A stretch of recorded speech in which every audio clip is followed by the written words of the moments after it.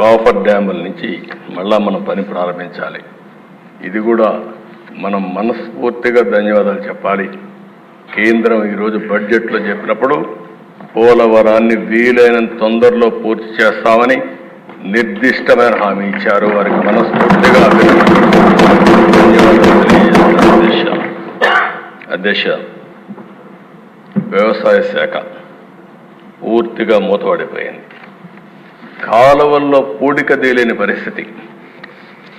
అదే మరి ఎక్కడికక్కడ డ్రైన్స్ ఉంటే డ్రైన్స్ కూడా పూడిక తీయకుండా ఎక్కడికక్కడ రాష్ట్రంలో వర్షాలు పడితే పొలాలన్నీ మునిగిపోయే పరిస్థితి వచ్చింది.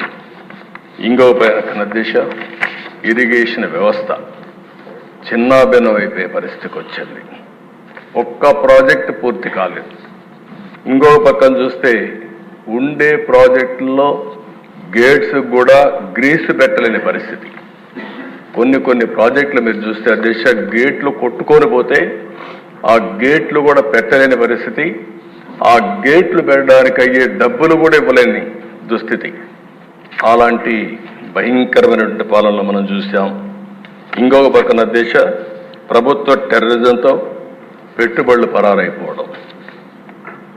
నాకు అమర్ రాజా ఇండస్ట్రీస్ ఒకప్పుడు అధ్యక్ష ఏదైతే అమర్ రాజా పెట్టారో వాళ్ళంతా ఒకటి ఆలోచించారు. చిత్తూరు జిల్లా మేము మా జిల్లాలో ఇండస్ట్రీ పెట్టాలని ఇండస్ట్రీ అతను పెడితే అతన్ని ఎన్ని విధాల ఇబ్బందులు పెట్టాలని ఇబ్బందులు పెట్టి ఇప్పుడు పెట్టుబడులు వేరే రాష్ట్రానికి పోయే పరిస్థితి వచ్చిందంటే సొంత రాష్ట్రంలో పుట్టిన పారిశ్రామికవేత్త కూడా పెట్టుబడి పెట్టలేని పరిస్థితి, పెట్టినా కాపాడుకోలేని పరిస్థితి వచ్చిందంటే అది ఆనాటి దుస్థితి.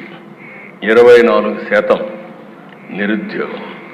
దేశంలోనే అతిపెద్ద నిరుద్యోగం ఉన్న రాష్ట్రం మన రాష్ట్రం అయ్యే పరిస్థితికి వచ్చింది.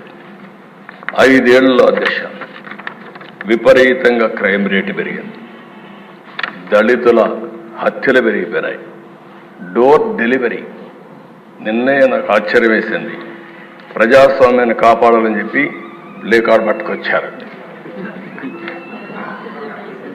ఏం చెప్పాలో అర్థం కాలేదు. ఆ డోర్ డెలివరీ చేసిన వ్యక్తి కూడా ప్లే కార్డు.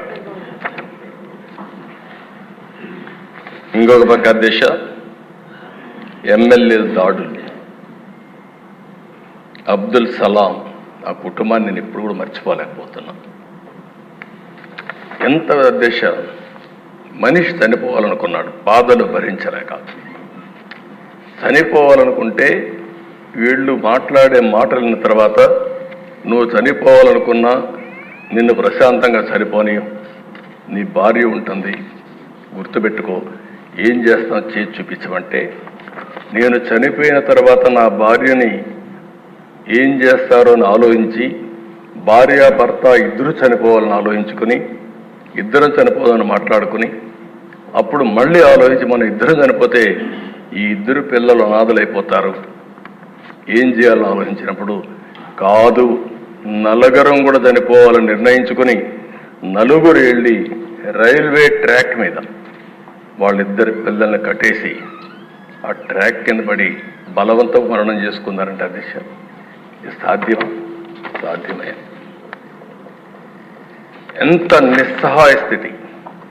ఈ విషయం మనం గుర్తుపెట్టుకోవాల్సిన అవసరం అది జరిగితే పరామర్శించినటువంటి ఆనాటి ముఖ్యమంత్రి నిన్న అదే పార్టీకి ఒకప్పుడు చెందిన ఇద్దరు వ్యక్తులు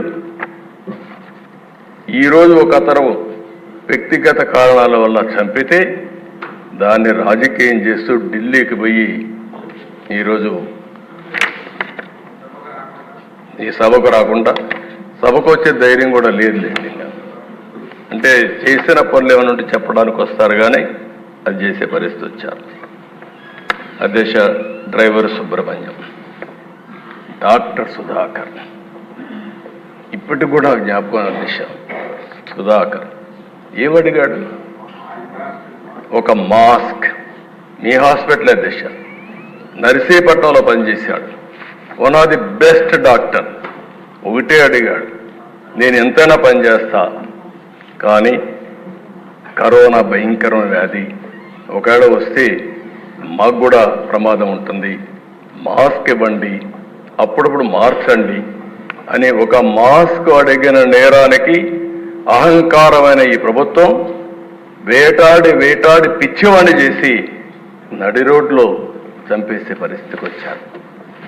అది చూస్తే చాలా బాధేస్తున్న దిశ. ఒక ఓం ప్రతాప్ వీళ్ళు పెంచిన లిక్కర్ రేట్ల గురించి విమర్శించాడని నెపంతో వాణ్ణి ఏం చేశారు, ఇప్పుడు కూడా దిక్కుదిలిన పరిస్థితి, ఆత్మహత్య కింద క్రియేట్ చేసే పరిస్థితికి వచ్చారు. బాపట్ల దిశ ఆ జిల్లాలో 10వ తరగతి ఏడే అనగాని సత్యప్రసాద్ ఉన్నాడు. 10వ తరగతి చదివే బాలుడిపై అమర్నాథ్ ఆయన చేసిన పని ఏంటి అధ్యక్ష? అక్కని అవమానిస్తున్నారు, ఎకిల్ చేస్తున్నారు. ఆ అమ్మాయి మానసికంగా చాలా బాధపడతా ఉంది అని ఇంటికి వచ్చి చెప్పిన నేరానికి దారిలో పోతా ఉంటే పెట్రోల్ పోసి తగలబెడితే, పెట్రోల్ వేసి తగలబెట్టిన వాళ్ళకి రక్షణ ఇచ్చే పరిస్థితి వచ్చారు తప్ప ఆ కుటుంబాన్ని కాపాడే పరిస్థితి లేకుండా పోయింది. అధ్యక్ష, ఇక్కడుండే మహిళలు చూశారు, ఇప్పుడు కూడా అదే సమస్య నాకు కనపడుస్తూ ఉంది. నేను ఆ రోజు ఇదే కుర్చీలో చెప్పాను అధ్యక్ష, మీకు జ్ఞాపకం ఉంటుంది.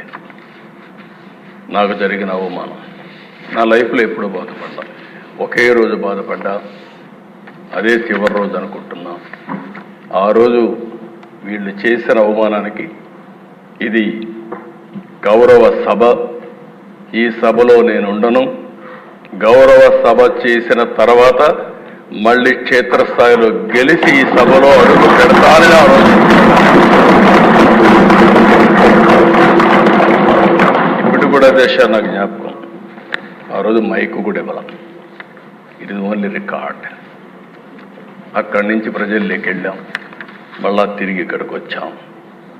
అధ్యక్ష, ఇదే కాదు, ఎంతమంది ఆడబిడ్డల పైన, గౌరవంగా బ్రతికే ఆడబిడ్డల పైన ఎన్ని విధాలుగా సోషల్ మీడియాలో పోస్టింగ్స్ పెట్టారు.